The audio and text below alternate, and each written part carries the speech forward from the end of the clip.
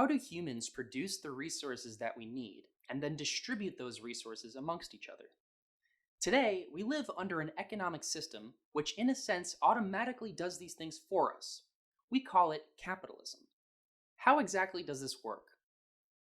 There are many things that each individual needs in order to survive and succeed in our lives. We need food to eat, clothes to wear, homes to live in, and on top of our bare necessities to continue living, today we like to have things like cars and cell phones and furniture and so on. But none of us produces these resources on our own these days. For example, I wouldn't know how to grow food if I tried, let alone assemble the metals and machinery necessary to build a car. Instead, humans use what is called a division of labor. Humans divide the different tasks needed to produce all of the things we all need. Each of us typically specializes in producing a particular kind of product and performs different type of labor or work to produce all of the different things that we all need in society.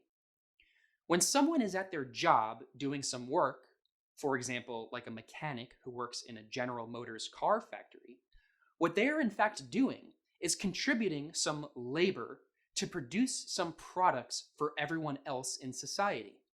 Farmers provide labor that produces food. Grocery store workers provide labor that helps distribute food to everyone else. Miners provide labor that produces metals. General Motors mechanics provide labor which uses those metals to produce cars, and so on. And in general, all of these different types of work and the products of all of this work are all essential to the survival and success of everyone else. Nobody can survive without the food grown by farmers and agricultural workers.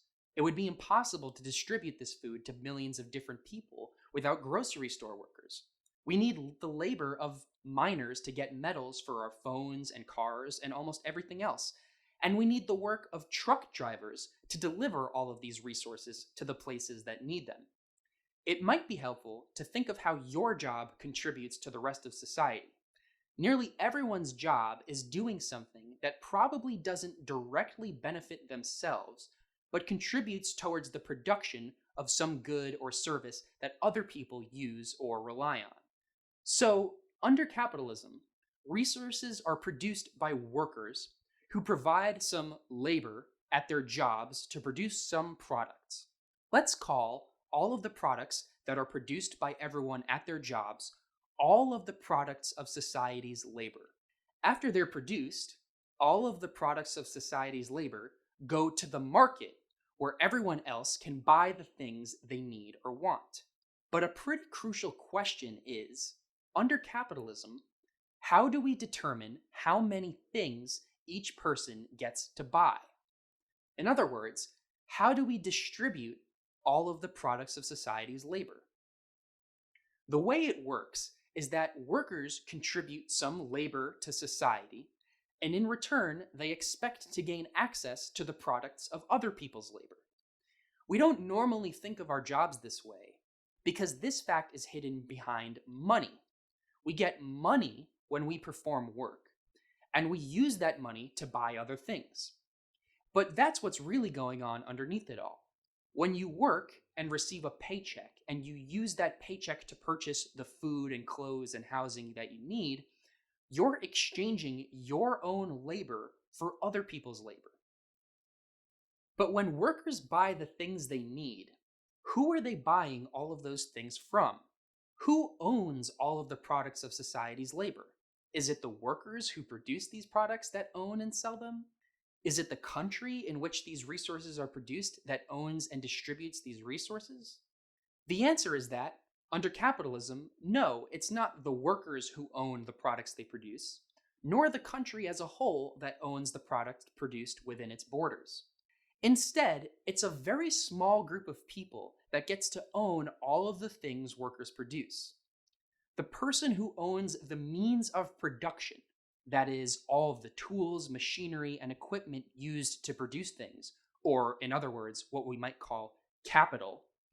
It's the person who owns capital that gets to own the products of all of society's labor. These owners of capital, or in other words, capitalists, can be individual people, such as the owner of a small business, but often the owners are companies, which are themselves owned by a single person or a small number of individuals or shareholders. Giant corporations like Amazon, which is owned by Jeff Bezos, own all of the products produced by hundreds of thousands of warehouse and factory workers throughout America and throughout the world. Walmart, owned by the Walton family, owns all of the clothing, furniture, auto parts, everything produced by Walmart factory workers all around the world. When ExxonMobil workers drill oil in America, or Shell workers drill oil in Nigeria, it's the companies ExxonMobil and Shell and their shareholders who own the oil drained from the ground by their workers. The workers for Shell, ExxonMobil, Walmart, and Amazon don't own the products they produce, and neither do countries like America or Nigeria as a whole. Since the majority of the human population does not own the means of production, as in they do not own the tools or machinery or factory space necessary to produce their products on their own, they do not get to own the very products they produce in their jobs. And even though everyone's labor within a nation, or even the whole world for that matter, is all essential for everyone else's survival and success, the nation doesn't get to collect and distribute the products produced by its citizens. It's only the owners of capital who get to claim ownership over the products of everyone else's work. Furthermore, under capitalism, it is very rare to be an owner of capital. It is sometimes possible for workers to become capitalists. That's the so-called American dream. But the truth is that even if everyone worked as hard as they possibly could, it wouldn't be possible for everyone to be capitalists. The world simply needs most people to be workers in order to produce all of the things we all need. Most people in the world work 40 or more hours per week for most of their lives and contribute work that everyone else relies on, yet they never become capital owners. What this means, then, is that under capitalism, all of the products produced by society's labor are owned by a very small group of people, a class of people who own capital. In other words, the capitalist class. The rest of the population who do not own the means of production, but still need access to the products of society's labor, are then compelled to sell their labor to the capitalist class in order to get money. This is the working class. However, even though, generally, everyone's labor is vitally important to the success of everyone else, people who own capital gain tremendously more access to all of the products of society's labor than people who do not own capital, like workers. Compared to the miners who mine the metals used in nearly everything we need, or the grocery store workers who facilitate the distribution of food, or the truck drivers that deliver products around the country, the people who own capital are given infinitely more money than workers simply for owning capital. The Walton family and Jeff Bezos, for example, have collected hundreds of billions of dollars, while the workers who produce the products of Walmart and Amazon are often paid poverty wages, even though their labor is clearly essential to the survival and success of everyone else. The main reason why capitalists become so much wealthier than workers is because capitalists collect profits when they sell the products produced by their workers. Profits are a very important part of capitalism. But where do these profits come from? Well, one of the great things about humans is that we can produce more than what we need in order to survive. For example, back when we were hunters and gatherers and living on the edge of survival, we somehow learned how to plant crops and tame animals instead of constantly searching and hunting for food, which allowed us to produce much more food than we might need. This surplus of food above the amount we need allowed us to do all kinds of great things. Instead of everyone within the tribe directly working on collecting food all of the time, when there's a fraction of people within the tribe that can produce a surplus of food, other people within the tribe are free to do other things, like work on crafting new and better tools to use when hunting, or figuring out how to use plants to make different medicines. The development of what we call civilization was only able to occur because humans produce more than what we need in order to get by. And the more surplus we produce, the more different and better things we're able to have. Or, in other words, the higher our standard of living. But eventually, the production of surplus led to the development of different ways of dealing with the production and distribution of all of the different things we produce. Or, in other words, different economic systems developed. These new economic systems included different groups or classes of people. Simply put, one class of people would produce all the things that everyone needed, and another class of people would be able to live off of the surplus produced by the class of producers. For example, under slave societies, slaves would produce all of the things that everyone needed, while the masters lived off of the surplus produced by their slaves. If you think about it, if the class of slaves only produced enough for themselves to survive, there would not be enough for the masters to live off of. It's only because slaves produced a surplus that the masters could live at all. Under a different economic system, like the feudalism of medieval Europe, peasants would produce not just enough food for themselves, but would have to produce enough food for their lords as well. All economic systems need a way of producing and distributing surplus. And even though it's not directly visible, capitalism is no different. If a capitalist hired a worker for $10 an hour, and the worker only produced $10 worth of products in an hour, it wouldn't make sense for the capitalist to hire the worker. If the worker produced less than $10 worth of products in an hour, the capitalist would lose money by hiring the worker, and that's even worse. The only reason why capitalists hire workers is because workers produce more value than they get paid for. In other words, workers produce a surplus above the value of their paychecks, and this is where profits come from. Under capitalism, the owners of capital collect the surplus that workers produce simply by being an owner of capital and therefore taking ownership of the products of workers' labor. This is why, even though workers contribute work that's vital for everyone else, and even if capitalists don't perform any useful work at all, capitalists nonetheless can often become extremely rich by collecting the surplus produced by their workers, while workers generally get much less. What this means is that even though the working class produces all of the products of society's labor, the capitalist class is given a huge portion of all of the products of society's labor, while members of the working class are sometimes barely given enough to survive.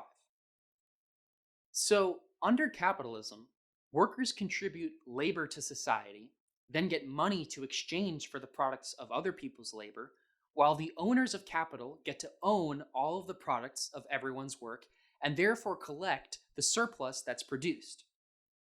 One final question we should answer about how capitalism works is the following. Under capitalism, how do humans know which things to produce and who gets to decide? Now, back when we were hunter-gatherers living on the edge, humans would produce things mainly to satisfy our needs, like hunger and shelter. But as civilization developed, the question of what to produce and who gets to decide became much more complicated. Under capitalism, a product is only produced if it can generate profits.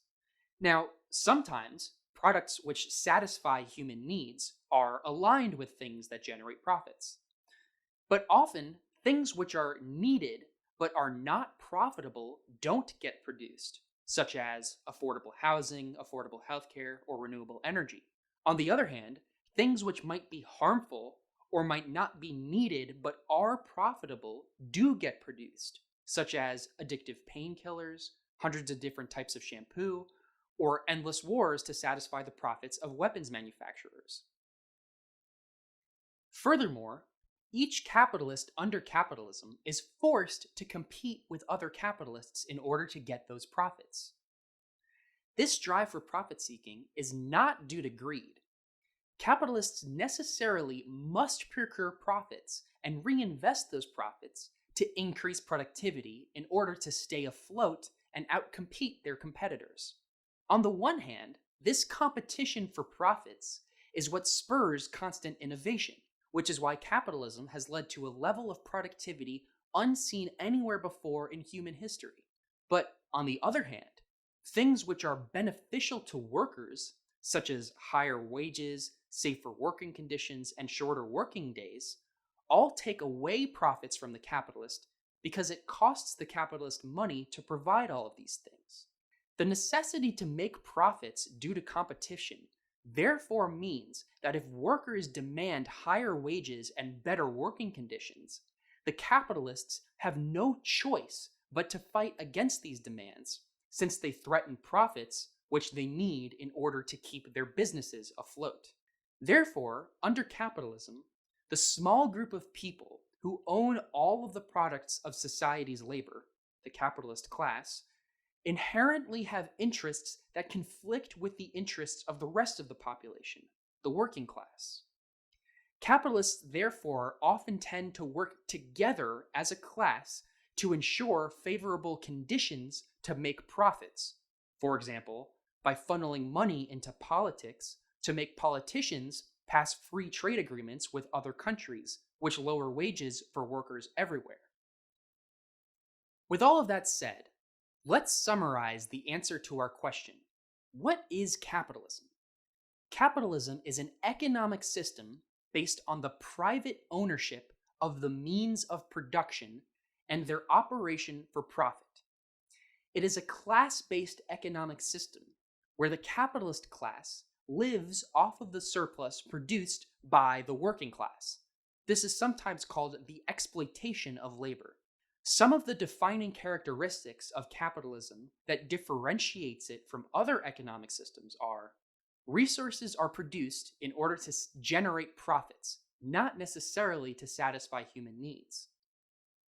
Resources are produced by workers who sell their labor to capitalists, the people who own capital.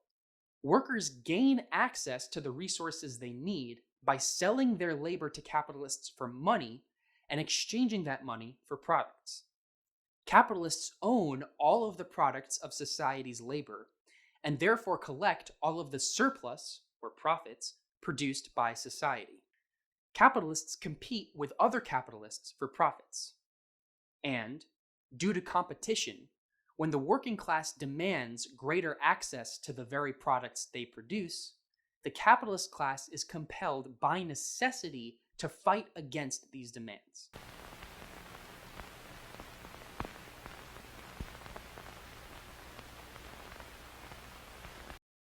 What we've just described is an analysis that integrates the role of power, oppression, and a lack of democracy to analyze how capitalism disenfranchises the vast majority of people on a daily basis.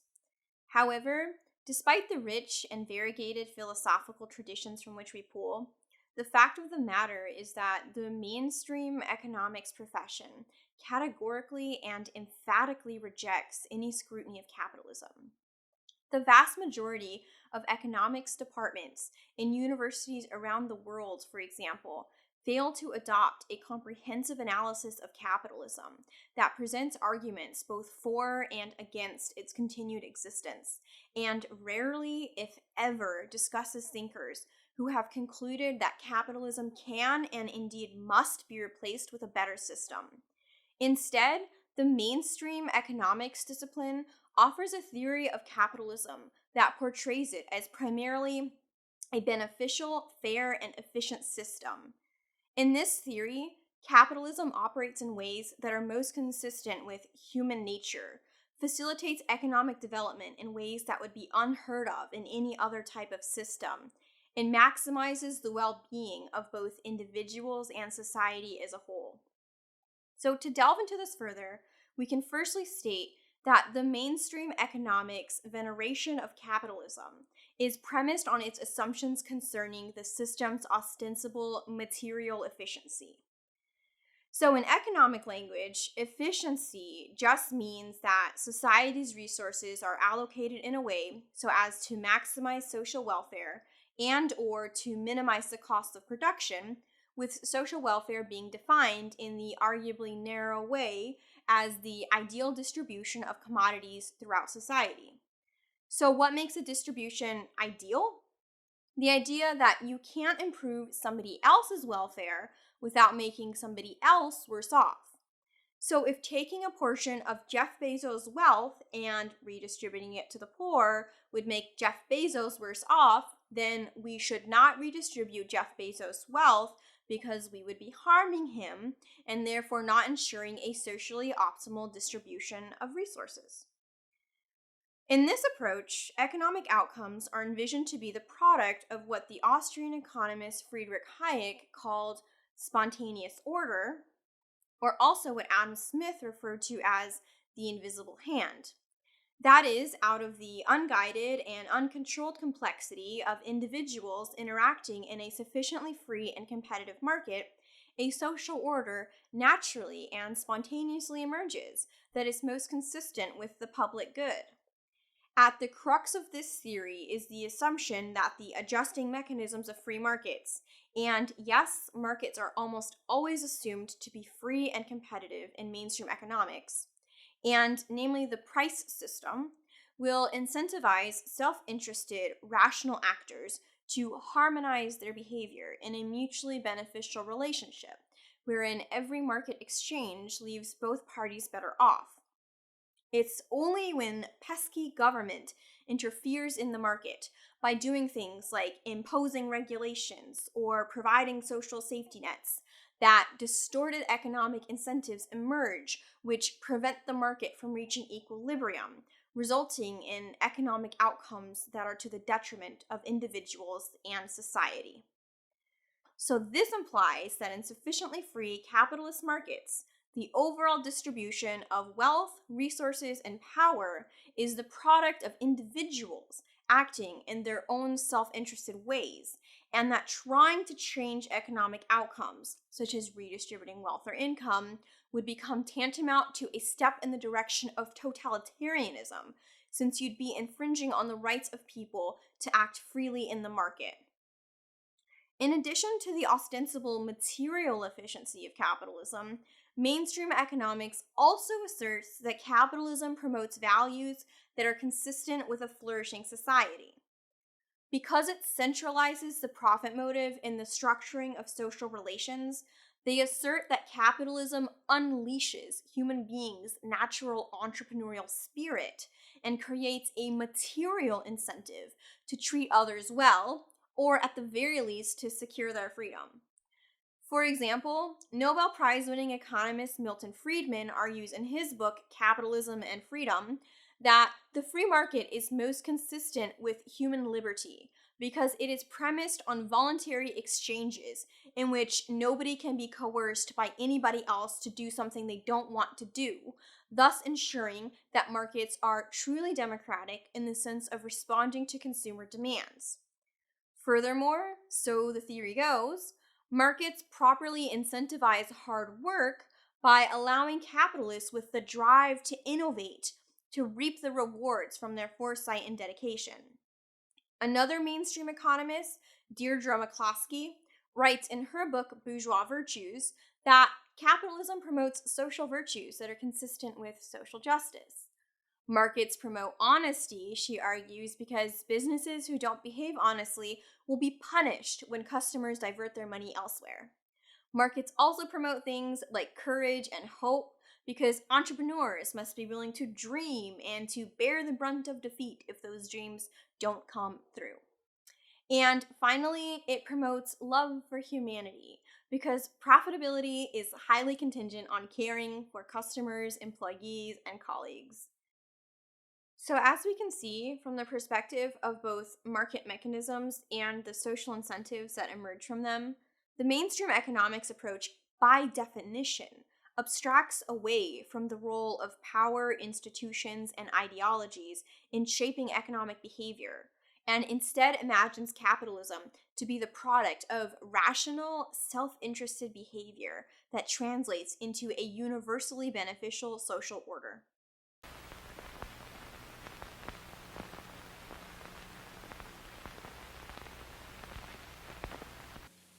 You, and I think history bears me out, you cannot have a free society without having a very large role for the free market, without having the bulk of resources in that society, or the majority of resources in that society, being organized through a free market. Capitalism is not freedom, democracy, or prosperity. When most of us think of freedom, we think of the things we're free to do. Things like enjoying your free time as you please, loving whoever you want, and pursuing whichever career makes you feel the most fulfilled represent the fruits of freedom.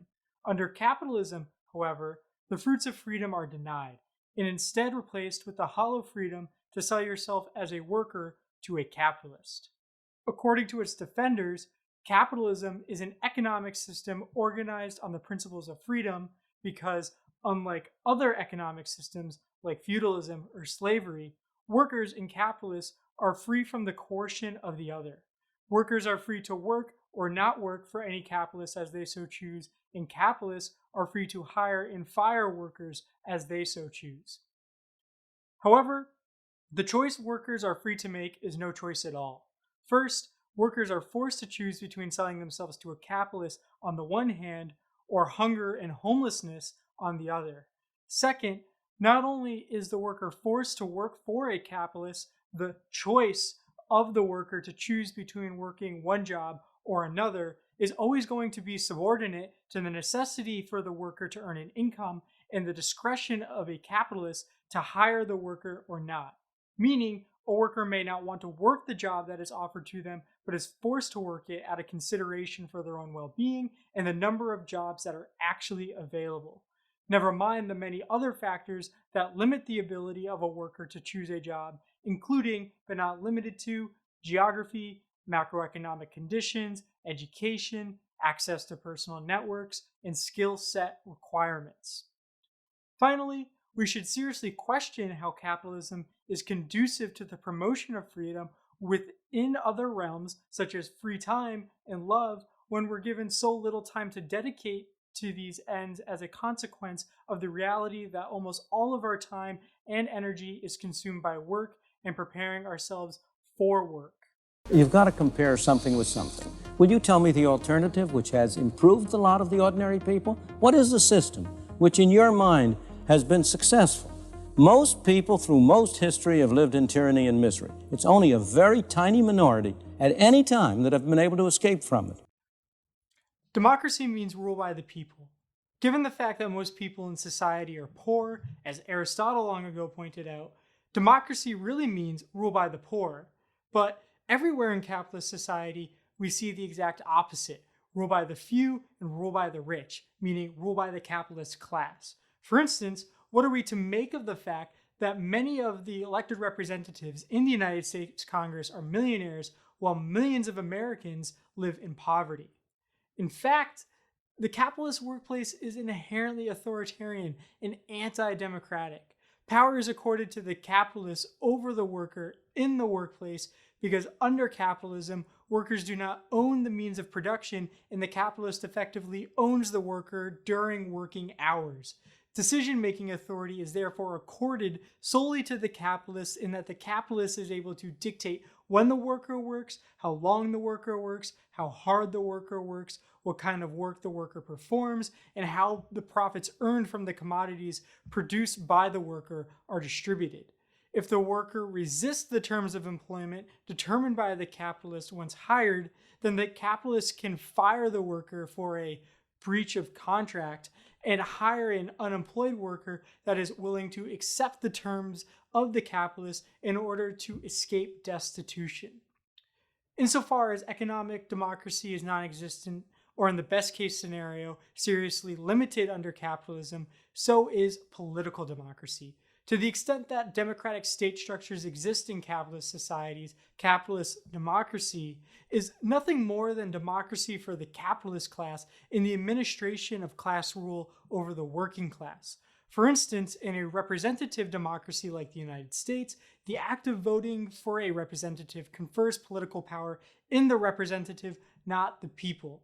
The capitalist class is therefore able to exercise its power by exploiting the rift that exists between the representative and the constituents through the bribery of representatives. In a 2014 study, political scientists Martin Gilens and Benjamin Page empirically verified this reality in finding organized business interests in the United States dominate policy-making outcomes, while public opinion and popular interest groups have little to no influence on policy-making outcomes. Oftentimes, when defenders of capitalism are forced to concede to criticisms, they'll fall back on a position that goes something like, well, say what you want, but there's no denying that capitalism has produced previously unknown levels of prosperity and raised standards of living better than any other economic system, while pointing to graphs known as hockey stick graphs that show an exponential increase in world output since the beginning of the Industrial Revolution in Britain to prove their point. Well, prosperity for who? Hockey stick graphs are extremely misleading. Among many problems, including concerns about what the data is actually measuring and the inclusion of self-declared communist countries like the Soviet Union and China, without which the trend would look much different, the hockey stick graph fails to consider 1. How output is distributed under capitalism, and 2. Whether the things produced by capitalism actually contribute to human prosperity. First, capitalism is an economic system that concentrates wealth and resources in the hands of the few, i.e. the capitalist class, at the expense of the many, i.e. the working class. In the capitalist production process, the worker works the means of production to produce commodities for the capitalists, which in turn are sold by the capitalists in order to make a profit. In order for a capitalist to make a profit, the commodity produced by the worker must be sold at a value that is greater than the value of the wage paid to the worker for producing the commodity. Or in other words, if you're a worker getting paid $15 an hour at your job, then by design, your employer is receiving more than $15 for the commodities you produce every hour. Just consider this. If you made less than or exactly $15 in commodities for the capitalist every hour, why would the capitalist hire you only to lose money or break even? Which means, in the pursuit of profit, the capitalist attempts to minimize how much workers receive as a portion of the total value of their work in order to maximize how much they receive in profits.